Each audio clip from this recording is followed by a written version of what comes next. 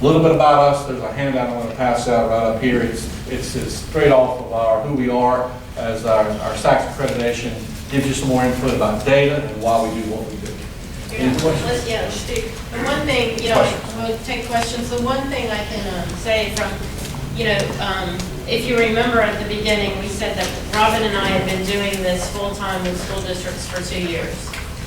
So, and we're honest about that when we start working with other school districts. We haven't been doing this forever. The student group's been implementing evidence-based leadership for a little over a decade. But one of the things, our success depends on school district success. That's the way we judge, So we have a limb too, by the way, the student group. And our limb, you know what our goals are? Your goals. So if your parent satisfaction increases and your student achievement increases and your employee engagement increases, then our evaluation is good. Okay. So that's one part of the accountability piece. The other parts that I think is that we didn't even have any idea when we moved into this realm of our professional lives is how much we would experience the relationships ourselves with what the districts go through. So, like when Tim's up here saying that, we feel it. You know what I mean? And that's the part I think that we've learned more than anything is that's what we really do value, that partner process, because it's really not about somebody having the answers. It's about us figuring out together and sitting down and talking through the things that can make somebody better. And in turn, if there's anything that we can do, just from that external eye, from a model standpoint, then that's what makes it. That's what makes it for us. Let me editorialize that in a personal way. What she's saying nicely and kindly is that external opinion, that external eye, has often looked at me and said, Superintendent Wyrosdick, you can do it that way. It's going to be bad, right? And it's okay. Because I was looking for that, you understand? Because here's a quote for you. It's from a wonderful leader, my dad. And others, he may have stolen from someone. The only difference between a grave and a rut is the depth. Right? So we're doing it the same way, right? Same way. And believe me, in San County, we could just keep doing it the same way, we'd have great success. But we wouldn't have, I don't believe, the excellence that we need. So their external opinion brings to the table something that I don't have. I don't get to visit other school districts the way they do. I don't get the data from nationally accredited people. I don't get the insight that they see a better way to doing things, and bringing it to me is just powerful. It really is. All right. Questions for me? Yes, sir. Do I understand that the law changed that required you to have an email system for teachers?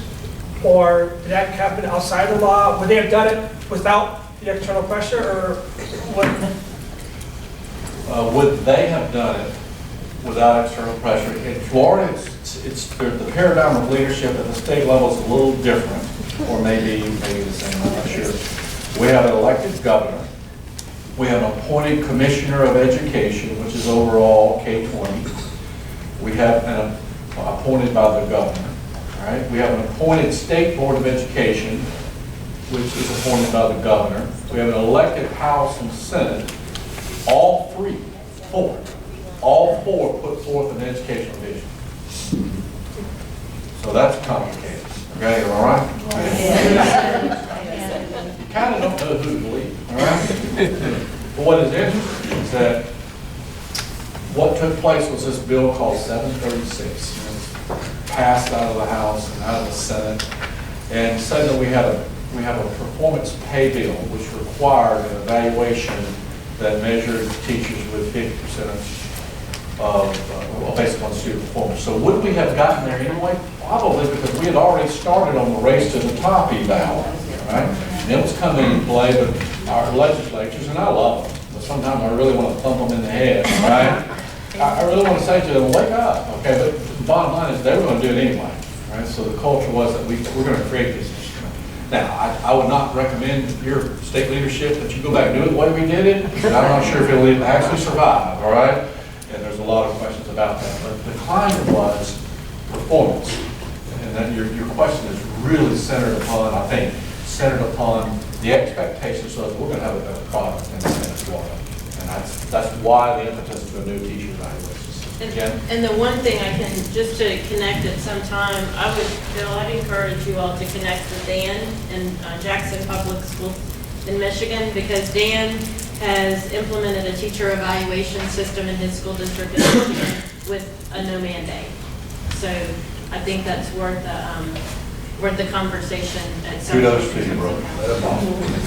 But with that realization that Dan's feeling is it's coming, so I Right. want to step out there and do it before somebody tells me how to do it. So.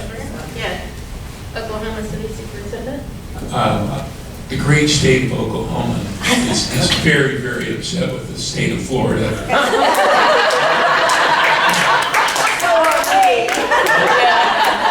We also have a Republican governor. We have a Republican state superintendent of schools. And what's happened is your A to F grading system, we've been dealing with that now. We're in the process of that.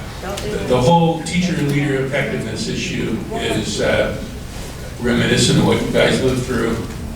And you would think that this country would understand, after the kind of things you guys had to live through, that we would do it better, but we aren't. And we did not learn anything watching what was going on in Florida. It's amazing. You guys have done a really good job with reform and all, but you did it at warp speed, and now we're trying to do the same thing. It's crazy. That is so appropriate. I can tell you, if we would reverse the state of Florida 9, 11, almost 11 years now as we began to build this system, we had no idea that it would end up in a performance-based system, first of all.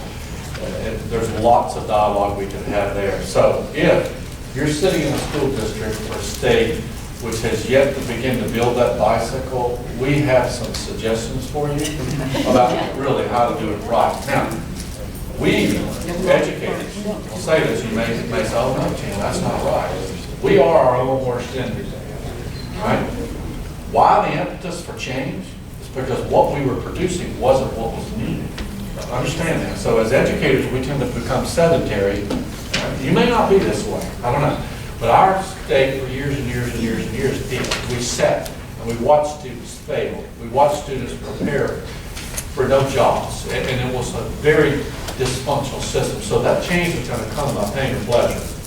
And I think we've experienced the pain, and we have not found any pleasure in it. But you are dead on. There's some things we did right in the state of Florida, and I take ownership of those, although I didn't do them. All right? But there's some things that you could learn from it and not do. And it's okay. And I don't know how to cascade that up to a national level to say, it's okay that we made mistakes. Okay? It is okay that we didn't honor the profession the way it should be honored. And a student is not a widget or a commodity, and that's why part of my slide, it said 50% of it, of the teacher evaluation and a superintendent's evaluation and an administrator's evaluation is centered around student performance is important. But that other, there's 50% there that is just as important that we got to deal with. So balance that out. So good luck. All right. Call us if you need us. I've enjoyed the morning. Jen, any more questions or comments? Good. Anybody else? I have one. You Yes, mentioned a book study. I'm sorry, I didn't get the book. Or the end, you said you're doing a book study. It's the Servant Leader, all right? It was pretty good. It's a good book, excellent book. We're in our second month of it. Let me share with you what I did. You know, we have a lot of accountability in everything we do, all right? Everything. So, in Florida, if it moves, we measure it, all right? I wanted my administrators, and I'm calling, when I say my administrator core, from the director of maintenance, okay, to the director of transportation, which I don't have anymore, which I wish. I said, we're all reading this book. And by the way, I'm going to advise you into groups, and we did, and I've developed them into groups, and here's the people you're going to talk to, and I'm sure there is no accountability to this. I'm not going to find out if you read the book. I'm not going to look, all right? All I'm going to do every month is send out an email, and I want you to tell me what you think, okay? Profound change, Okay? Don't have to measure, don't have to do, not going to be held accountable. Send them to read for enjoyment and for professional knowledge. Wow, it was fun. I get an email almost every day. It's time to send out another email. The last one's read page 34, it says blah, blah, blah. What do you think? Power, authority. Send me what you are, okay? And it's just the way we work it. But if we backed up from the accountability side, I can highly recommend that. It was a blind, as we say in the South, a blind hog finds an apron every now and then,